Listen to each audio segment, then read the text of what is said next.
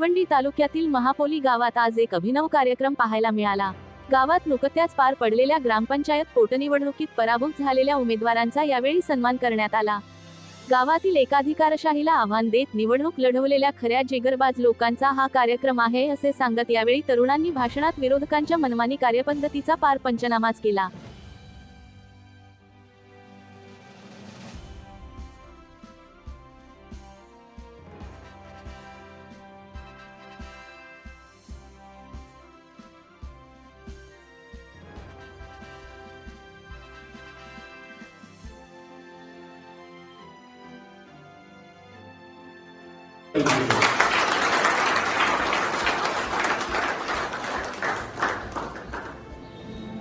जैसे कि मैंने आपको बताया क्या इन लोगों ने हिम्मत का काम किया है और इन्हीं लोगों ने हमको मौका दिया कि हम ये सत्ता समारंभ कर सके और जितने भी लोग जैसे निशान ने बताया, अदनान ने बताया, हम अपनी दिल की बात उनको बोल सके। तो मैं फिर से इनका शुक्रिया अदा करता हूँ कि इन्होंने इलेक्शन लड़ा और हमको ये मौका दिया। दोस्तों, मैं तो अभी तो 7-8 साल से सुन रहे हैं कि गांव की एकता और फला शख्स ने कसम खाई है कि मैं गांव के 2 टुकड़े करके रहूंगा। ये लोग तो गांव के टुकड़े करने वाले लोग हैं। गांव की एकता ये जो जुमला है ना, इसका बहुत बेहतरीन तरीके से इस्तेमाल किया गया है पिछले 40 साल से। किसी ने इसका इस्तेमाल किया अपना वर्चस्व को कायम रखने के लिए, तो किसी ने इसका इस्तेमाल किया अपने डर को छुपाने के लिए। इस सबके चेहरे में वो कन्फ्यूजन दिख रही है, डर को छुपाने के लिए लाइन कैसे गए और वर्चस्व को कायम करने के लिए लाइन कैसे गए। तो डर को छुपाने के इसलिए कि तुमने जो अभी इलेक्शन देखा उसमें महापोली विकास पैदल उनकी जीत भी हुई और मैं वो जीते हुए उम्मीदवारों का धन्यवाद भी बोलता हूँ और उनका अभिनंदन भी करता हूँ कि वो जीते और मैं उम्मीद करता हूँ कि वो आगे अपने माशरे के लिए अच्छा काम करेंगे इंशाल्लाह। तो मैं बोलता हूँ कि उनके लिए एक बार आप ताली बजा जो जीते।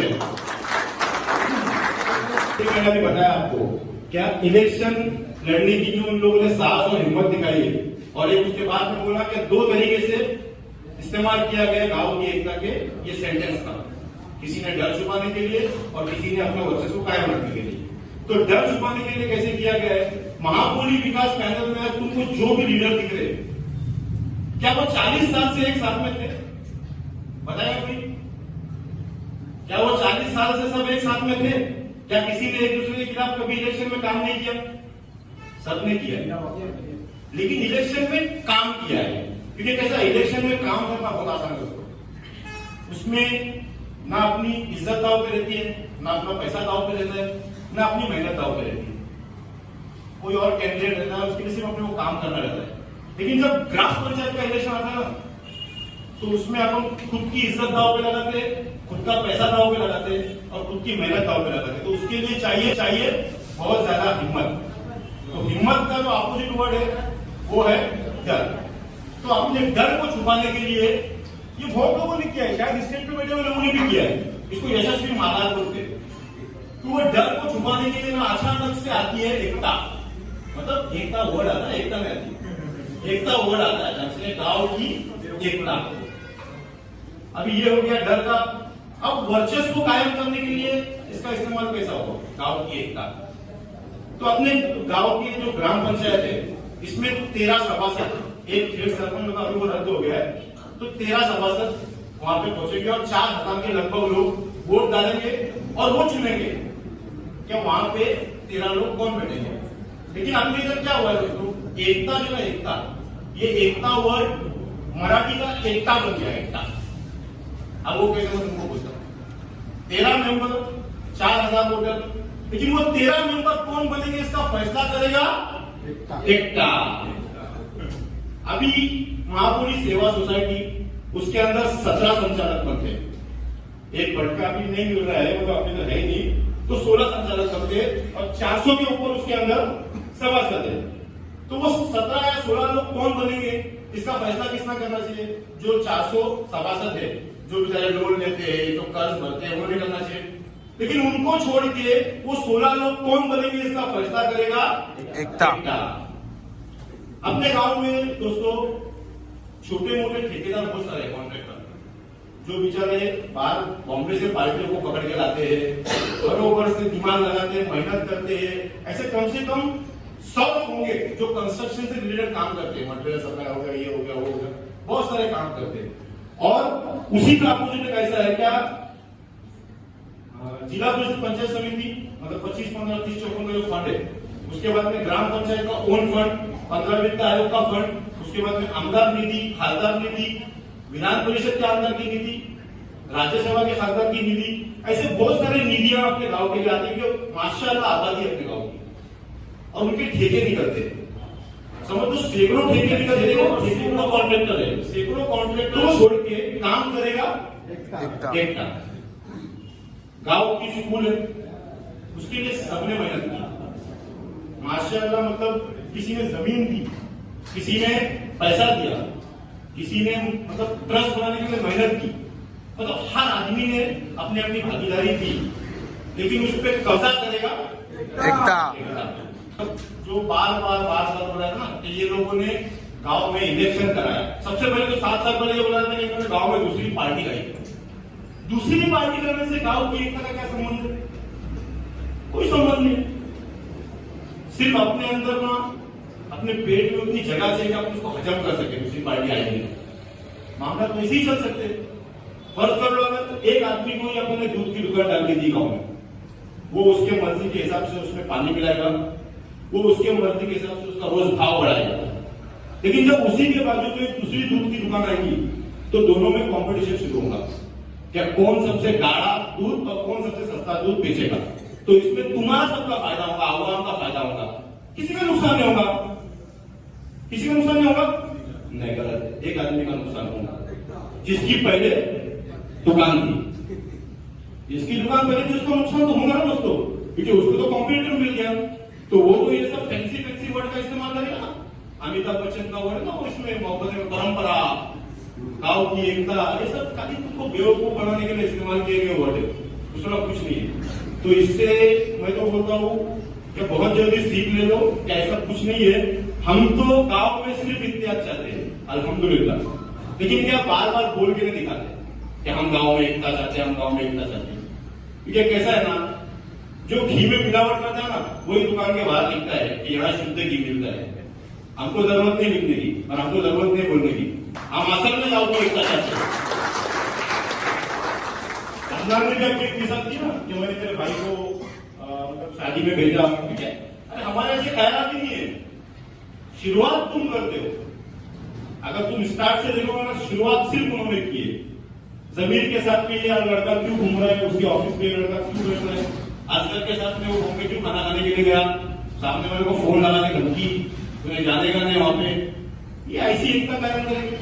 और एक नॉन कॉग्निजेबल जो ऑफेंस था, जिसको सिर्फ एलसी हो सकती थी मेरे ऊपर शराब के ऊपर, उसमें दूसरी का भी नाम था, बाद में उसको हटाया गया।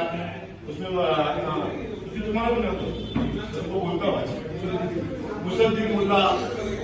अभी हम तो गाँव के थे ना, हम तो गाँव के थे, तुमको गाँव में एकता चाहिए, तो तुम क्यों उसको लिया कि हमारे ऊपर नॉन कॉग्निजेबल ऑफेंस को तुमने वहां पे झूठे तरीके से कॉग्निजेबल कराया, हमको जामीन देने लगाई। तब कहां गई थी गांव की एकता?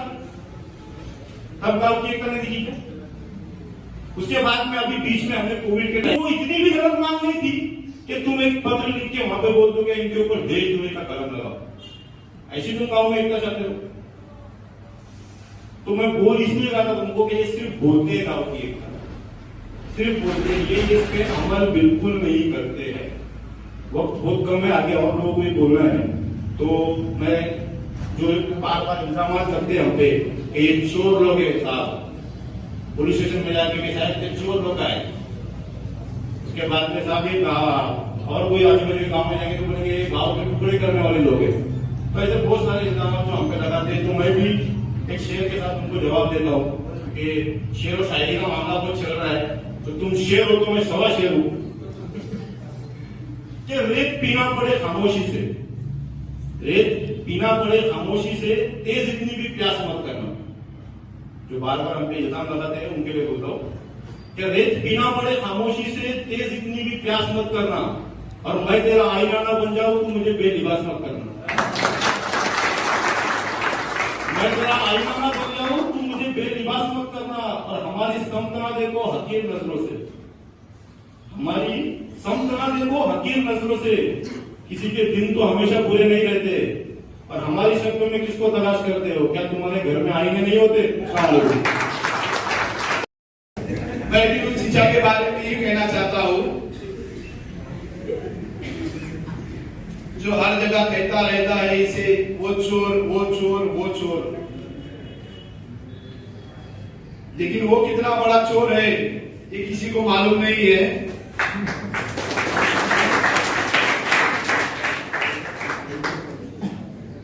हाल ही में अपनी ड्रेनेज लाइन का काम चल रहा है। 2 टप्पे हो चुके हैं और तीसरा टप्पा मुकम्मल होने ही वाला था। जो काम हमने बहुत कोशिशों के बाद में बंद करा दिया है।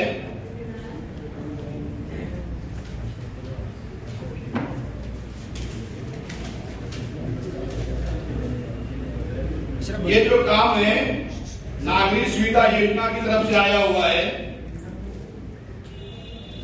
जो तीसरा टप्पा है एजाज लतीफ पटेल के घर से यूसुफ मेमन के बिल्डिंग तक, जो काम 24,99,932 रुपए का है।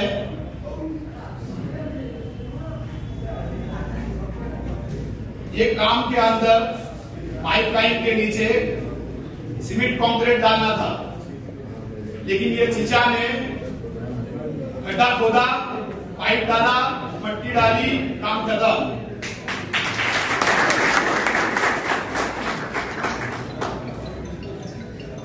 जो सीमेंट कंक्रीट का जो काम था उनके लिए एस्टीमेट में 7,74,676 रुपए का सीमेंट कंक्रीट लगाना था, जो चीचा खा गया।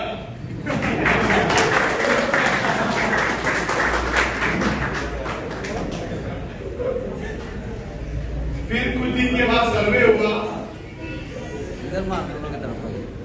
सर्वे होने के बाद अगला जो काम था वो हमारा एक भाई कर रहा था पोकलन लगाकर। अभी काम बंद हो गया तो चीचा ने उसको भेजा हमारे पास, बोला अगला जो काम है वो मिलजुल के करते हैं और अच्छे से करते हैं। लेकिन हमने चीचा को बोला तेरी आदत जाएगी नहीं, वो हम ही करेंगे।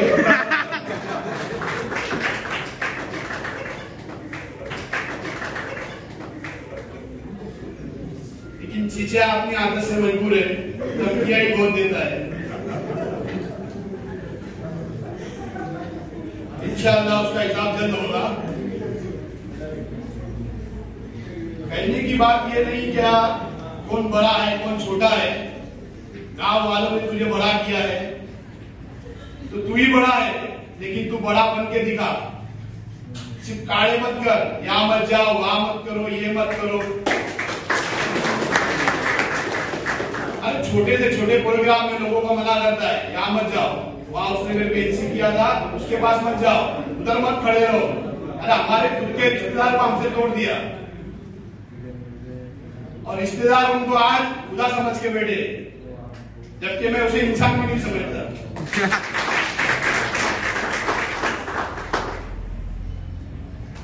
इत्तेफाक की बात है हम जिस हॉल में बैठे हैं वो हॉल का नाम जिनके नाम से दिया गया है।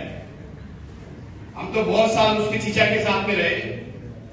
सिर्फ सियासत यही नाम पे हुई कि 40 साल उसने जुल्म किया है। जब तक रहा जुल्म ही किया। हमको पोते भी बिठाता था नीचे बोलते, यहां तक बोला गया हमको, तो हम भी समझेगा ये सच्चा पोता होगा।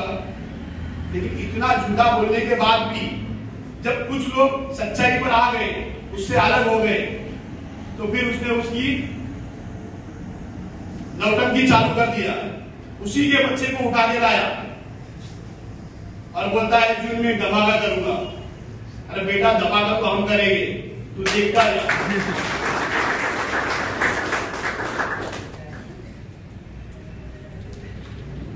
और एक बहुत इत्तेफाक की बात करता है, इत्तेफाक लाने वाले गांव में। अरे जिस घर में शादी थी वो मेरे फूफी का घर था, वहां मुझे दावत नहीं दी गई, लेकिन मैंने मेरे छोटे भाई को भी नहीं बोला कि तू शादी में मत जा। इसको बोलते हैं इत्तेफाक।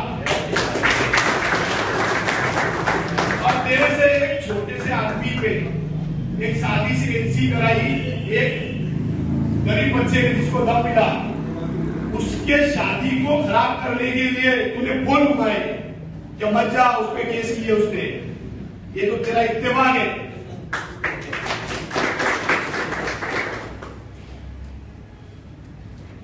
इलेक्शन अच्छी चीज नहीं है, बोला था किसी ने शायद 2-4 दिन पहले, लेकिन वही गोल्ड होंडा हमारे इत्तेफाक करता हो, खिलाफ कोई भी हो फर्क नहीं पड़ता, खिलाफ कोई भी हो फर्क नहीं पड़ता, जिनका साथ है वो तेरे बाप है। अस्सलाम वालेकुम। होता पण सुन्नी इज्तमा मी एकट्याने केलेला, चंदा वगैरे काय नव्हता, माझे एकट्याचे पैसे होते, मी एकट्याने सुन्नी इज्तमा ठेवला होता। त्या सुन्नी इज्तमासाठी बॅनर लावले होते, बॅनर म्हणजे इज्तमाचे बॅनर होते, त्याच्यामध्ये आपण उल्लेख करतोय का 15 तारखेला 10 तारखेला जे तारीख वाईज आणि जे मौलाना असतात ते मौलानाचं नाव वगैरे ते बॅनर मध्ये असतोय, त्याचा प्रचार म्हणून आपण प्रत्येक ठिकाणी बॅनर लावले होते। ते गावच्या रोडवर मी एक बॅनर लावला, ते बॅनर लावताना जेव्हा आपण खड्डे करतोय ते खड्डे करताना एक पाईप फुटला, महापोली ग्रामपंचायतचा एक पाईप फुटला। ते पाईप फुटल्यानंतर त्याला खर्च होता 200 रुपये, पाईपाला खर्च होता 200 रुपये। आणि आपला स्थानिक नेता नेता म्हणजे काय बघा, आता नेता म्हणजे काय, 200 रुपये खर्च स्वतःही नाही केले। माझे वडील इथे उपस्थित आहे, माझ्या वडिलांकडे कंटिन्यू जायचा, कधी 200 रुपये देत होतो। ते पाईप फुटला आहे, मला ते 200 रुपये दे। एक वेळा गेला, 2 वेळा गेला, 3 वेळा गेला, माझे वडील मला सांगितलं, अरे तू येतोय 50 वेळा बोलतो, तो 200 रुपयासाठी बोलतो, बाबा देऊन टाका। बोला ठीक आहे।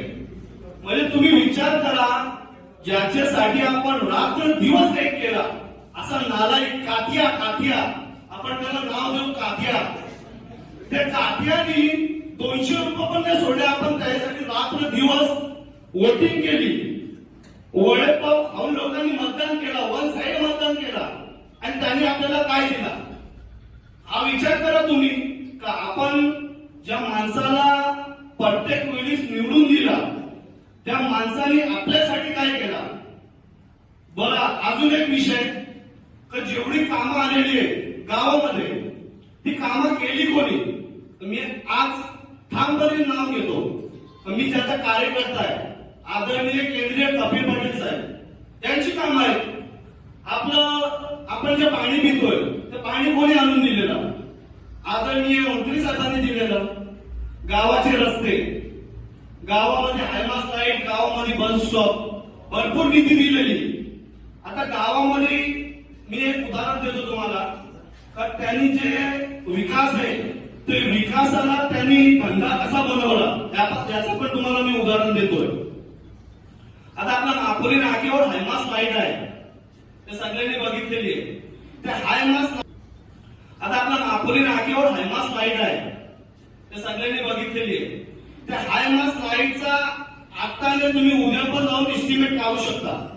ते इस्टिमेट मध्ये प्रत्येक गोष्ट लिहिलेली आहे, का लाईटची जी हाईट आहे ती हाईट किती मीटरवर घ्यायची, आणि जे फोकस आहे ते फोकस किती वॉटचे असणार आहे, हे इस्टिमेट मध्ये लिहिलेला असतो। ते काम आम्ही जेव्हा केला ते इस्टिमेट प्रमाणे केलेला, म्हणजे हाईट पण आम्ही तेवढीच घेतलेली आणि फोकस पण तेवढे वॉटचे लावलेले। त्याच्यामध्ये आपण 50 फीट हाईट आहे तर त्याला आपण 40 फीट करून 10 फुटाचे पैसे आपण खाल्ले असते। 200 वॉटचे फोकस आहे त्याला 100 करून आपण 100चे पैसे खाल्ले असते, पण आपण तसा नाही केला, आपण गावाचा विचार केला। याला सांगतात काम करण्याची पद्धत.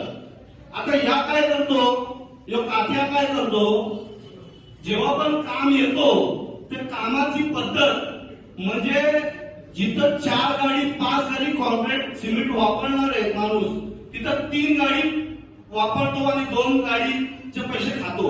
म्हणजे यो विकासाच्या नावावर स्वतःचा खिशा करतो. म्हणजे असा नेता हा गावाचा विकास करणार नाही. फुलासारखा आपला गाव आपण त्याला दिला, त्याच्या हातात दिला, त्याने आपल्याशी काय केला, फक्त आणि फक्त गद्दारी केली. त्याच्या व्यतिरिक्त आपल्या बरोबर काहीच केलेलं नाही. त्यांनी स्वतःचा बघितलेला.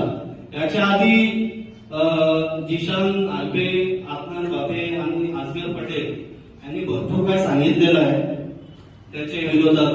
आणि रात्र दिवस कमी पडतील त्याच्या विरोधात बोलायला गेला तर विषय असा आहे का आपल्याला, आणि आम्ही तर समजा आता नवीन आहे तिथं, आमची वय पण एवढी नाही आणि आम्ही राजकारणाला पण एवढं सक्षम झालो नाही. परंतु वयाने ज्यांनी खांद्याला खांदा लावून आणि रात्र दिवस त्यांच्या बरोबर काम करून जेल भोगलं, जेलच्या नंतर जेव्हा राजकारण चालू झाला त्या राजकारणामध्ये त्यांच्या बरोबर असणारे आमचे आदरणीय उमेद आल्बे साहेब आणि त्या टाइमात आमचे सौद पटेल साहेब आणि भरपूर आमचे जे वरिष्ठ आहेत ते त्यांच्या बरोबर होते. आणि त्यांना काय भेटला, त्यांना काय अपेक्षा नव्हती, पण त्यांनी कात्याने फक्त त्याचा वापर केला. त्याचं उदाहरण आपण बघू शकतो. स्कूलचा विषय असो, ग्रामपंचायतीचा विषय असो किंवा इतर कुठला विषय असो, त्याचा कब्जा त्यांनी केलेला आहे. आता एक उदाहरण मला आठवण येतो का दंगलीमध्ये जे आपल्या बाहेरचे जे लोक आलेले तिथं चाली सुभाषनगर, ते सुभाषनगरची जागा भिवंडीचे काही चांगल्या लोकांनी दान केलेली. ते दान केलेली जागा त्यांनी त्याच्या मुलग्याच्या नावावर केली. म्हणजे दान केलेली जागा सुद्धा सोडत म्हणजे किती नालायक माणूस असतो तो. याचा विचार तुम्ही करा. आपण ज्या नेत्याला निवडून देतो तो नेता किती नालायक आहे आणि किती थरथरास आहे, याचा विचार तुम्ही करा. आणि येणाऱ्या काळामध्ये त्याला कसा पाळायचा आणि त्याला त्याची जागा कशी दाखवायची याचा विचार तुम्ही करा. त्याच्या बरोबर काही लोक असतात, आमची पण आहेत काही लोक, त्यांना मी सांगतोय आणि ते त्याचं नाव घेऊन सांगतोय, ओळख ओळख ओळख, आमची अशी ओळख, आमची तशी ओळख.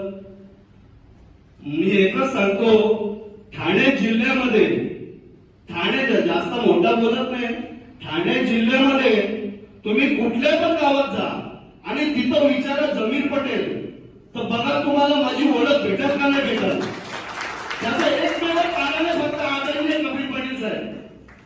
मी हे श्रेय जे माझ्या नावाचा त्या आदरणीय कपिल पाटील साहेब यांनाच देणार आहे मी.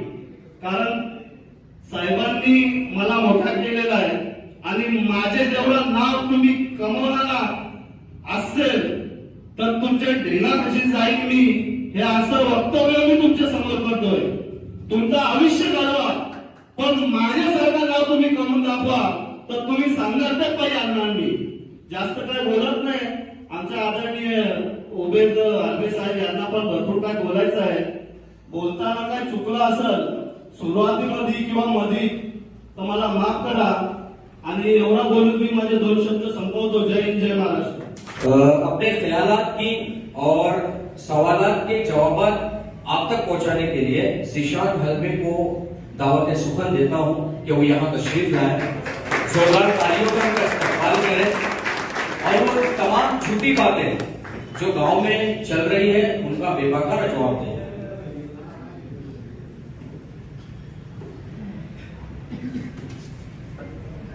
स्टेज पे जलवा अफरोज मुअज़्ज़ज़ मेहमानान और सामने बैठे हुए मेरे दोस्त अहबाब और इस गांव की पर्दादार खातून, अस्सलामु अलैकुम. जैसा कि आप लोग इस बात से बखूबी वाकिफ है कि 1978 से इस गांव में लगभग 40 साल तक ग्राम पंचायत का कोई इलेक्शन नहीं हुआ, लेकिन आप सभी हजरात ये नहीं जानते कि उसके पीछे की असल वजह क्या है। मैंने जहां तक मालूमात हासिल किया, 1978 से 1984 तक मुझे कुछ खास मालूमात हासिल ना हुई, लेकिन 1984 में एक ऐसे जालिम और एक मुजरिम कहूंगा मैं उसे, जो अपना सजा मुकम्मल करके इस गांव में उसने कदम रखा और उसी वक्त से इस गांव हुकुमशाही और गुंडा राज का आगाज हुआ। जो लोग उससे डरते थे उनको डराकर, और जो लोग उससे ना डरे उनको ये कहकर कि मुझसे पहले के लोग बहुत जुल्म करते थे और मैंने उनका जुल्म खत्म किया हूं, ये सब अल्फाज कहकर उसने लोगों को अपने करीब करने की कोशिश की। लेकिन अफसोस कि जिस इंसान को जालिम बताकर उसने इस गांव में सियासत खेली, उसी इंसान का बेटा आज यहां पर कुछ रोज पहले खड़े रहकर उस इंसान को बड़े ही प्यार से पुराने सारे दर्द भुलाकर बड़े ही प्यार से उसे ओ साहेब कहकर बुलाता था। और जो 1972 में उस मुजरिम के ऊपर जो जुल्म आया हुआ था, उस वक्त जिसे मारने की साजिश की गई थी, उसी का बेटा उसे सरपरस्त कहकर बुलाता है। शायद उनका खून ठंडा हो चुका है। खैर, मैं उस गुफ्तगू की जानिब नहीं जाना चाहता। मैं लौट आता हूं उस गुंडा राज की जानिब जो 1984 में इस गांव में शुरू हुआ। 1993 की बात है, मैं तो पैदा नहीं हुआ था, लेकिन फिर भी मैंने मालूमात हासिल की। पता चला कि मेरे वालिद उबैद हलबे साहब ने उस गुंडा राज के खिलाफ आवाज बुलंद की थी, लेकिन कुछ वजूहात की बिना पर वो आवाज दबाई गई और उसके बाद से वो गुंडा राज दिन ब दिन बढ़ता गया। लेकिन कहते हैं ना, खुदा के यहाँ देर है अंधेर नहीं। 2014 में दो नौजवान बच्चे जनाब जमीर पटेल साहब और असगर पटेल साहब ने उस गुंडा राज के खिलाफ एक चिंगारी जलाई, जो 2017 में आग बनने ही जा रही थी कि 2018 में इस गांव में फिर से इत्तेहाद का नारा बुलंद हुआ। उसी गुंडा राज वाले आदमी ने एक जगह इत्तेहाद की बात की और एक जगह उन दोनों जवानों को ललकारा। लेकिन 2018 के समझौते के बाद वो चिंगारी जो आग बनने जा रही थी, कहीं ना कहीं बुझती भी नजर आई। 2020 में फिर उस चिंगारी को आदमी ने हवा बख्शी और 2021 में उस चिंगारी को उबैद हलबे साहब जैसे आग से जा मिलाया। और फिर 2021 के ही आखिर में वो दिन आया, 22 दिसंबर 2021, जब वो चिंगारी और आग मिलकर ज्वालामुखी बनकर उस अपोजिशन के लीडर के ऊपर आयत हुई। 2021 का वो दिन जब वो ज्वालामुखी फटी, तो उस ज्वालामुखी में जिन 3 खुददार हिम्मत वाले औरतों ने, खवातीन ने इनका साथ दिया, समिया नदीम सुसे साहिबा, बाईजी दुंदिया यादव और नीलम संतोष यादव, आज हम उन्हीं के इस्तकबाल के लिए यहाँ जमा हुए हैं।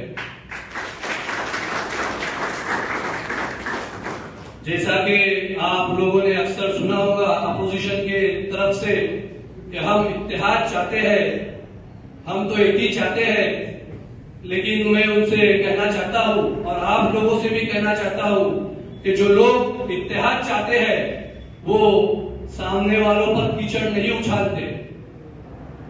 जैसा कि आपने देखा होगा कि आज से कुछ रोज कबल इसी हॉल में अपोजिशन की जानिब से एक मीटिंग का इनेकाद किया गया था, जिसमें एक बेडोल बदन का आदमी अजीब व गरीब स्टाइल में यहां सामने खड़े रहकर कह रहा था कि पूरा गांव हमारे साथ है, ये तो बस 10-12 लोग हैं जो इस गांव को खराब करना चाहते हैं।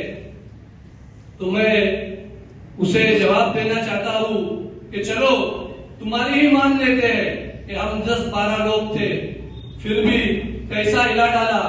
आप लोग तो नींद में भी सो न सके और हाल में भी चैन से सोए हैं। फिर भी मैं आप लोगों को सिर्फ सभी वार्ड की नहीं 2 नंबर वार्ड की बात बताना चलूं कि 2 नंबर वार्ड में 831 2 नंबर वार्ड जो लगभग 70% बाहरी लोग जो अब इस गांव का हिस्सा है वो लोग बसे हुए हैं। तो उस 2 नंबर वार्ड में 831 वोटिंग हुई थी, जिसमें 16 बोगस गिरे और हम 10-12 लोगों ने 369 वोट निकाले। और जो कहते हैं पूरा गांव हमारे साथ है, तो उन 100 कार्यकर्ताओं ने मिलाकर 446 वोट निकाले हैं। इस हिसाब से हम बिल्कुल खुश हैं और मैं इस स्टेज से उन 369 लोगों का दिल की अमीर गहराइयों से शुक्रिया अदा करता हूं।